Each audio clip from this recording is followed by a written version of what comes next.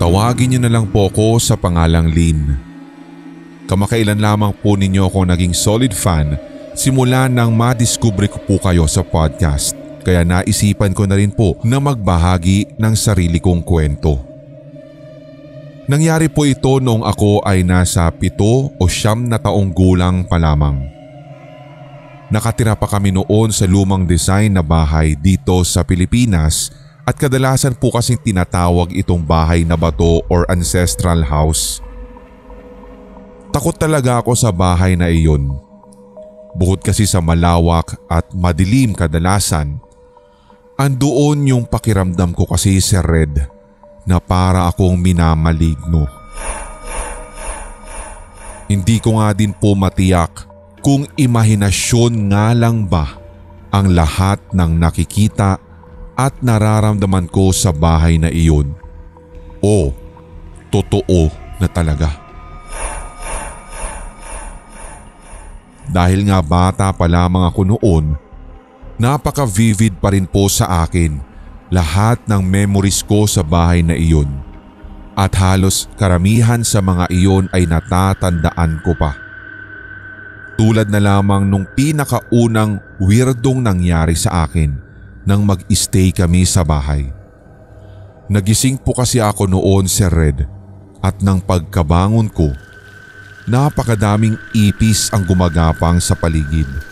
Mula sa kama hanggang sa sahig at kahit saan po ko tumingin ay marami pong ipis. Noong una, hindi pa ako makagalaw dahil ayokong magsiliparan ang mga iyon, pero natulog din po ako kaagad dahil sa hilakbot.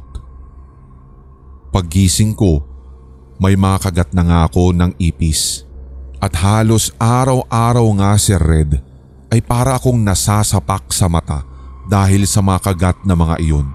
Kaya imposibleng nananaginip lamang ako that time nung mangyari ang lahat ng yun. Tanda ko pa na nanlalabo pa nga yung mga mata ko na nakatingin sa mga ipis, pati na din sa rebulto ni Santo Niño namin na nasa gilid lang ng kwarto ko.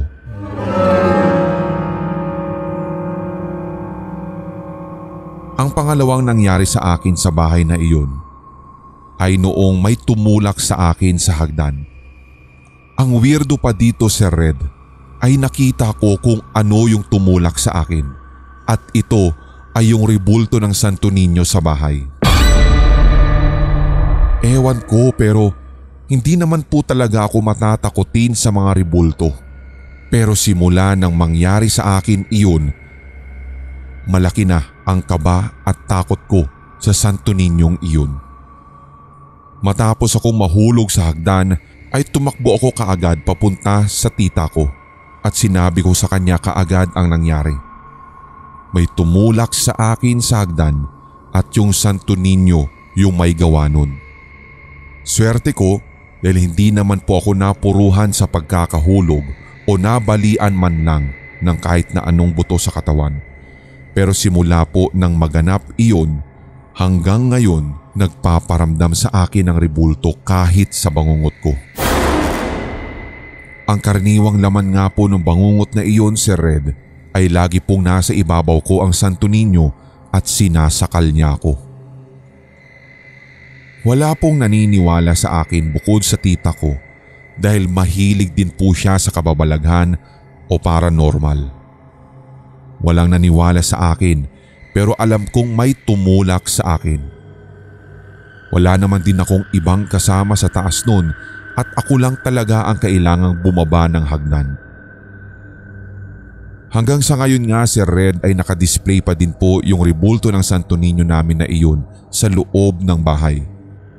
Sa katunayan pa nga, napapagawi talaga ang titig ko doon sa rebultong iyon habang isinusulat ko ito at naglalaro sa aking isipan na baka mamaya ay bigla siyang lumapit sa akin o kaya ay sakmalin dahil ikinikwento ko ang tungkol sa kanya. Hindi din po siya inalis ni na mama sa sala namin pero madalas na po siyang nilalagyan ni na mama ng sampagita at may holy water pa sa tabi nito dahil nasabi ko sa kanya na binabangungot ako tungkol dito. Tumigil naman din Sir Red yung bangungot kong iyon sa Santo Niño simula na mag-alay na ng bulaklak at holy water si Mama sa altar. Madalas din po yung mga kalabog sa dingding namin nung nakatira pa kami sa bahay na yun. Wala pa rin po kaming katabing bahay noon kaya halos gabi-gabi ay katahimikan lamang po ang nangyayari. Pero hindi nung may mga malalakas ng kabog na parang kumakatok sa dingding namin. Tinanong ko nga si Papa tungkol doon kung naririnig din ba niya, pero ang sabi niya ay huwag ko na lamang daw pansinin. Ang susunod ko naman pong kwento ay sa lamay na ng lola ko sa side ni Papa. Sa probinsya na po ito ng Papa ko nangyari at noong lamay, nasa kwarto lamang ako noon ng lola namin dahil ayaw nila nang makukulit sa labas kaya pinapasok na lamang kaming lahat na magpipinsan at yung ibang mga bata sa kwarto. Hanggang sa napatitig na lamang ako sa bintana habang naglalaro yung mga kasama ko sa kwarto. Nakakita po ako ng anino ng kamay na kumakaway sa akin.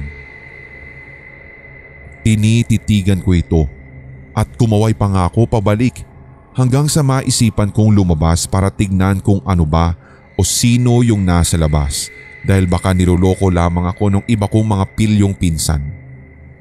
Wala din pong nakapansin na lumabas ako ng kwarto dahil busy yung mga kasama ko sa paglalaro. Hindi na din ako palalaro noon kaya hinayaan na lamang nila ako na magkaroon ng sariling mundo. Paglabas ko nga si Red, wala akong nakita kahit isang tao. Mataas na pader lamang ang naroroon kaya napaka-imposible na nagtago agad yung kumakaway sa akin kanina. Mataas din yung pwesto ng bintana kaya kahit 6-footer hindi makakakaway sa akin mula sa labas ng bintana. So pagpasok ko muli sa bahay, nakita ko na naman yung same na image na kumakaway sa bintana. Tiningnan ko yung pinsan ko kung nakikita din ba nila yung nasa labas. Sinabi ko pa nga tumingin sila pero wala akong sinabi tungkol sa kamay na kumakaway pero wala naman silang sinabi na nakikita din nila yung kamay. Sinama ko pa sa labas yung isa kong pinsan na lalaki para tignan yung labas na bintana dahil oo, sa isip ko ay okay lang na isakripisyo sila kung sakaling maligno talaga yun. Pero wala talagang tao sa labas ng bintana kaya inisip ko na lang na baka si lola lamang namin ang kumakaway dahil unang beses pa lamang niya akong nakita. First time ko rin po kasing bumisita sa probinsya sapagkat bumukod na rin po si Papa simula nang magkaroon na siya ng pamilya. Noong una, hindi po ako natatakot sa anino na yun pero dahil ayaw po niyang tumigil sa kakakaway ay pinilit ko nang umuwi kami. Hindi ko talaga tinigilan si Papa na kulitin para umuwi. Gabi na din kasi noon kaya naisip din nilang mag-stay pero dahil halos mapunit ko na yung damit ni Papa kakahatak ay napapayag ko rin siya na umuwi kami kaagad kahit napakalayo ng biyahe namin. Hanggang ngayon nga Sir Red ay inaasar ako ni na Mama na takot lamang daw ako sa patay. Pero alam kong alam nila kung bakit ko gustong umuwi nun.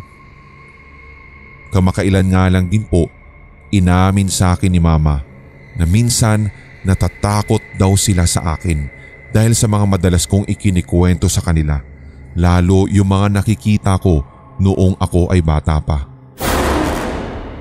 Siyempre hindi ko na maalala na nagkwento ako sa kanila noon sapagkat napakarami po akong naikwento sa kanila tungkol sa mga nakikita kong kakaiba sa bahay dahil nga bata lamang ako noon. Siguro praning na ako noong bata pa lang.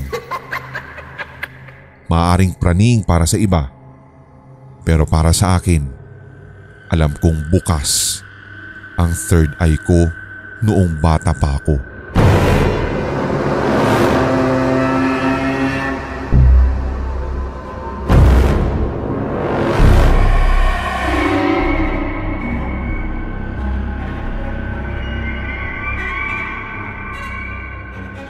Itago niyo na lamang po ko sa pangalang Tetsuya. Isa na rin po ako sa mga matatagal na ninyong tigapakinig at lagi nga po kayo ang background po namin sa tuwing night shift sa office. Nangyari po ang karanasan kong ito nung pahupa na yung pandemic, and that was around September 2021.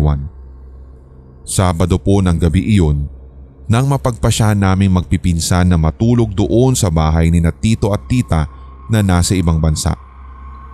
Actually, 1 taon at 2 buwan pa lamang naman pong hindi natitirhan yung bahay, pero every month naman po ay nililinisan ng mga pinsan ko iyon sapagkat sa kanila ito ipinagkatiwala.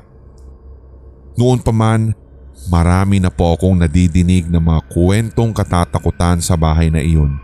At mas naniwala nga ako nung magkwento sa akin si kuya na sa tuwing natutulog daw siya doon ng mag-isa, lagi siyang binabangungot. At kadalasan, ang laman ng bangungot niya ay ang batang babae na lagi daw nang hihila ng kumot niya at halos 3 gabing sunod-sunod ngang nagpapakita daw iyon sa kanya, lalo nung siya ay natutulog ng mag-isa. Isasalarawan ko po ng konti yung itsura ng bahay para mas ma-imagine ng inyong mga tigapakinig. May kalakihan po iyon, Sir Red. Kaunti lamang yung gamit kasi hindi naman po talaga tinitirhan. May 1 kwarto sa baba, may kusina, sala at CR. May bakuran din po sa harap at likod at meron pa nga po itong maliit na carport. Sa taas ay may 4 na kwarto, may sarili din pong sala doon at balkon. Wala pong pintura yung mga konkretong walls at plywood lang ang kisame, kaya't medyo dim yung lights kapag nasa loob ka. Nung time na iyon ay nagtatapang-tapangan din talaga ako dahil 5 naman kami magpipinsan na lalaki na doon ay matutulog. Sa katunayan ay kasama ko nga din po yung girlfriend ko at napagpasyahan din namin kasi na maglaro po ng ML sa baba ng bahay. Malakas po kasi yung signal sa gawin ng sala, pero dahil hindi po makatulog yung girlfriend ko nang nag-iisa, nakiusap na lamang ako kay kuya na kung pwedeng ipahiram muna sa amin yung 1 kwarto sa taas para dun ko patulugin si girlfriend. Hindi rin naman din po kasi sanay sina kuya at yung iba kong pinsan dahil may kasamang babae. Naiilang din sila kapag may ganun. So nung pinatulog ko na nga po yung girlfriend ko, ako naman po ay bumaba na, and after 15 minutes yun. Pagbaba ko, nasa gawing hagdan pa lamang ako. Binati na po ako ng sobrang kadiliman. Pero naririnig ko pa rin po yung pinsan at si kuya na nagsasalita tungkol sa mga terms kapag nag-ML. Narinig ko pa nga yung eksakto na sinabi po na maaari yung 2 kong pinsan na, Oy, back muna daw. Yung offlane kasi nag-rotate, tsaka yung kalaban meron doon sa top. Kaya agad-agad ay dumiretso na ako sa baba at dali-dali na rin po ako nagsalita ng, Oy, tara na, RG na. Pero sinalubong lamang po ako ng katahimikan at napagtanto kong walang tao sa baba. Napatingin po ako doon sa kwarto sa gawing right side kasi parang may tunog doon na lumulundag-lundag sa kama. Hindi nga po ako pwedeng magkamali dahil nadidinig ko pa yung hagik-gik nung batang iyon na para bang kinikiliti ng kalaro. Otomatiko, Sir Red, ay nagsitindigan ng balahibo ko kaya bigla na po akong tumakbo sa taas kasi ang pagkakaalam ko, wala kaming kasamang bata nung pumunta kami sa bahay na yun. So nung pag-akyat ko, doon ko nakita na bukas na po ang ilaw sa kabilang kwarto kaya pumasok ako doon at doon nga'y natuklasan ko na lahat ng pinsan ko at ang kuya ko ay naroroon pala sa kwartong iyon at wala sa baba. Nag-uusap-usap naman sila nung sandaling iyon tungkol naman daw sa bumukas na faucet sa kusina kaya iyon yung naging dahilan kung bakit nagsitakbuhan daw po sila sa taas. Meron pa nga ding claim yung isang pinsan ko na bigla din daw pong gumalaw at umikot ng bahagya yung table sa kusina at ito nga yung tinagurian nilang Lazy Susan. Yung table na iyon kasi ay pabilog at meron pong umiikot sa gitna. Halatang halata daw po talaga yung pag-ikot nung nakapatong na naroroon sapagkat yung baso din po sa parte ng mid-circle ng table ay nakikita nilang pag-ikot. Hindi na rin po ako nakatulog nung gabing iyon at binantayan ko na lamang yung girlfriend ko. Hindi ko na rin po kwento sa kanya yung nangyari kasi matatakotin siya. Kinaumagahan, umuwi na rin po kami kaagad at dahil sa sobrang pangingilabot namin sa nangyari nung gabing iyon, itinulog ko na lamang po ng buong maghapon.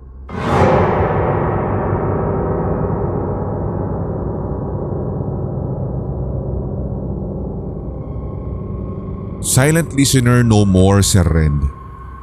Ibabahagi ko lamang po ang na-experience ko nung ako ay college. Itago niyo na lang po ako sa pangalang Kath. Nag-aaral po ako kasi noon sa isang kilalang universidad sa Bulacan at hindi ko na lamang po babanggitin pero ang pinaka-clue, kilala din po ito sa mga nakakatakot na kwento na siyang matagal nang bumabalot dito. Nangyari po ito isang hapon sa isang lumang classroom sa dulo ng universidad namin. Lumang mga kahoy na upuan at maging yung bintana nga po na animoy jealousy ay gawa din sa kahoy at kulang-kulang na nga kung tutuusin. Dahil bungi-bungi na nga po yung bintana, matatanaw mo yung kabilang bakanteng lote na puro damo at puno. Ang tanging naghihiwalay lamang po sa classroom at sa bakanteng loteng iyon ay ang isang manipis na bakod na gawa sa kahoy. So kasalukuyan po kami nagkaklase nun nang hindi ko po talaga ma-explain kung bakit na magnet yung aking pagkakalingon sa labas ng bintana. Nagulat na lamang ako nang mapansin kong gumagalaw yung bakod na kahoy. Nagtaka pa nga po ako dahil hindi naman lumilindol ng sandaling yun. Tatanungin ko na nga din sana yung kaibigan ko na siyang nakaupo sa dulo sa tabi ng bintana kung nakikita din ba niya yung nakikita ko. Pero hindi ko na lamang po itinanong dahil napansin kong namumutla na siya at mangyak-ngyak na. Doon nga'y nagulat ako, Sir Red. Pumasok sa isip ko na may mali talaga. At alam kong hindi lang ako ang nakakakita nun. Hindi ko muna siya kinausap, si Red, hanggang sa matapos yung klase namin. Nung pauwi na kami, tingin ko ay okay naman na siya at naka-move on na sa nakakatakot na nasaksihan kanina.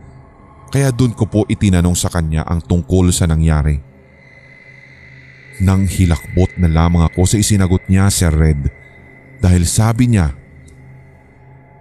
merong batang maitim. Nakaupo siya doon. Yakap niya ng isang kamay yung tuhod niya at yung isang kamay niya ang yumuyugyug sa bakod. Kahit maitim yung balat niya, mapupula yung mga mata niya. Nakakakilabot yung ngisi. Pero nakatitig siya sa'yo.